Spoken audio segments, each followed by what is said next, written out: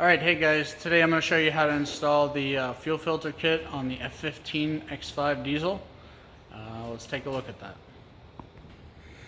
So the first thing I've gone ahead and done is I've removed the engine cover that simply lifts up. Next thing I'm going to do is take this pad and we're going to put it over here underneath the fuel lines, so if any fuel drips when you disconnect them, that it doesn't make a mess in the engine bay.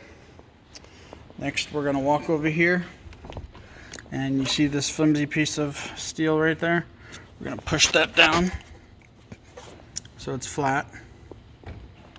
Alright, so now that that piece of metal has been flattened, we're going to take the fuel hoses, we're going to run them underneath the coolant hose here, over the top of that power line, set the fuel canister down in here, pull on the hoses gently, start twisting everything into place, pull on the fuel lines again, and push the bracket down into place.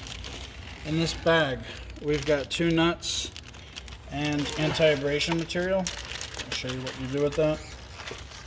So the nuts are going to get installed here. And we'll tighten that up later.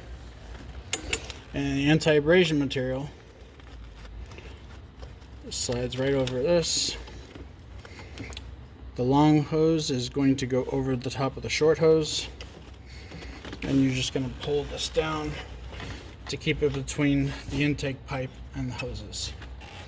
So now we're going to disconnect this small line back here. We're going to push in, push on the tab, pull back. It releases, drips a tiny bit of diesel. We're going to push one hose in.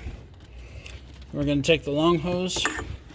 It comes over the vacuum line, loops over it, and then you push it in. Alright, that is the whole fuel filter installation. Now you just need to go prime the fuel system with Pro Tool or ISTA or something like that. Hope this video was helpful.